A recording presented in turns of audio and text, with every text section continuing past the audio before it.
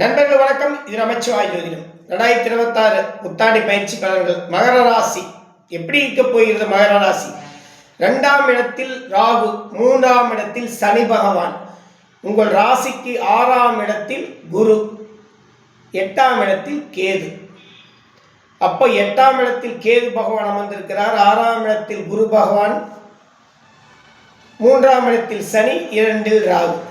பணத்தை பற்றி நிறைய யோசிப்போம் மகர ராசிக்காரன்.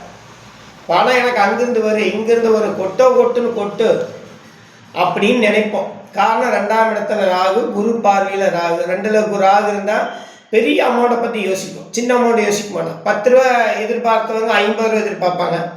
ஸோ ஆயிரக்கணக்கில் எதிர்பார்த்தவங்க லட்சக்கணக்கில் எதிர்பார்ப்பாங்க, லட்சக்கணக்கில் எதிர்பார்க்குறவங்க கோடிக்கணக்கில் எதிர்பார்ப்பாங்க. இந்த ராகு வந்துட்டாலே ஆசைகள் என்றைக்குமே ஒரு இடத்துல நிற்காது. அது 2ஆம் இடத்துல இருக்கிறதுனால சொல்லவே வேண்டிய அவசியம் இல்லை. சில்லறை வாழ்க்கை, குடும்ப வாழ்க்கை கண்டிப்பாக அமையும். 2ஆம் இடத்துல 2ஆம் இடத்தில் ராகு, ராகு பகவான், அந்த குரு பகவான் 2ஆம் இடத்துல இருக்கக்கூடிய ராகு பகவானை பார்க்கறது நமக்கு ஒரு நல்ல யோகம்தான். 2ஆம் இடத்துல ராகு இருக்கார், குடும்பம் கண்டிப்பாக அமைஞ்சிடும். முயற்சி பண்ணால் குடும்பம் அமைஞ்சிடும். குருடைய பார்வையில் 2ஆம் இடம். வார்த்தைகளை கவனமாக பேசணும். கொடுத்த வார்த்தைகளை காப்பாற்ற முடியாது. இது வரைக்கும் காப்பாற்றிடுவீங்க, ஜூனுக்கு அப்புறம் குரு பார்வை போயிடும். அப்போ ராசிக்கு 2ஆம் இடத்துல ராகு இருந்தால் வாக்கு கொடுப்போம். நான் பண்ணிடுவேன், நான் கொடுத்துருவேன், எவ்வளோ பணமாக இருந்தாலும் கொடுத்துருவேன், நான் இதை செஞ்சு காட்டிடுன்னு வாக்கு சொல்லுவீங்க. அந்த வாக்கு தவற விட்டுருவீங்க. அதனால் இந்த காலகட்டத்தில் வாக்கு கொடுக்காமல் இருக்கிறதே ரொம்ப ரொம்ப சிறப்பு. 3ஆம் இடத்தில் சனி பகவான், முயற்சி ஸ்தானம், சகோதரன். எதை செஞ்சாலும் அடுத்த கட்டத்துக்கு போகுமா, கொஞ்சம் ஸ்லோவாக தான் போகும். தோல்வி ஏற்பட்டாலும் கண்டிப்பாக ஜெயிப்பீங்க. 26 ஜூனுக்கு அப்புறம் குரு பயிற்சி, முயற்சி ஸ்தானத்தை பார்க்கறதுனால எந்த முயற்சி பண்ணாலும் ஒரு வெற்றி கிடைக்கும். ஒரு ராசி அதிபதி 3இல் நிற்கிறாரு, அதை குரு பார்க்க போகிறாரு. ஜூனுக்கு அப்புறம் கண்டிப்பாக ஒரு வெற்றி உறுதி. அப்போ செய்கிற முயற்சிகள் வெற்றி பெறும்னா கண்டிப்பாக 100% வெற்றி பெறும். இப்போ எல்லாத்துக்கும் மேலே குழப்பம் 7.5 சனி மகர ராசிக்கு முடிஞ்சிருச்சாலும் மிகப்பெரிய குழப்பம் வரும். கண்டிப்பாக 7.5 சனி மகர ராசிக்கு முடிஞ்சிருச்சு. நான் போட்டு குழப்பிக்கொள்ள வேண்டாம்.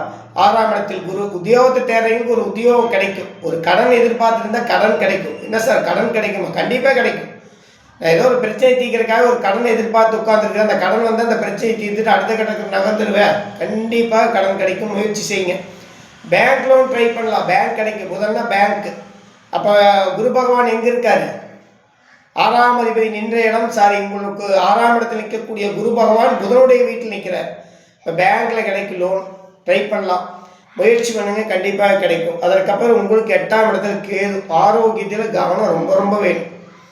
என்னத்தை வாழ்ந்தோம், என்னத்தை சாதிச்சோம், அதை என்னடா குழப்புது அப்படிங்கிற மாதிரி நகர்த்துவார். 8இல் இருக்கக்கூடிய கேது ஆசைகளை திறக்க. இப்போ 8ஆம் இடம் என்ன, அதிர்ஷ்டத்தை நம்பி ஏமாறுவோம்.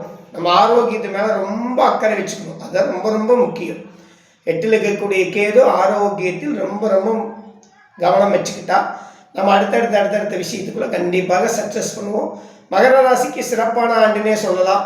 ஸோ மகரத்துக்கு 2ஆம் இடத்தை குரு பார்க்க போகிறாரு. அடுத்தது முயற்சி ஸ்தானத்தை பார்க்கறது எல்லாமே ஒரு வகை யோகம்தான். அடுத்தது குரு பயிற்சியாகி உச்சநிலை அடையும் போது உங்களுக்கு 11ஆம் வீட்டை பார்ப்பார். எல்லாமே ஒரு சில யோகங்களை கண்டிப்பாக மகர ராசிக்கு குரு பகவான் கொடுப்பார். காலங்களும் அதற்கேற்றவாறு நடக்கும் என்பது ரொம்ப ரொம்ப முக்கியமான விஷயம். ஸோ கண்டிப்பாக ஜெயிப்பீங்க, நம்புங்கள், நல்லதே நடக்கும். குலதெய்வ வழிபாடு அதிகப்படுத்துங்க. வேலை இல்லாதவங்க ஒரு வேலையை தேடுங்க, கண்டிப்பாக நல்ல வேலையை அமையும். சரி, வேலையில் ஒரு மாற்றத்தை செஞ்சுக்கலாம், தாராளமாக செய்யலாம். மாற்றம் ஸ்தானம் சொல்லக்கூடிய 3ஆம் இடத்தில் உங்கள் ராசி அதிபதி.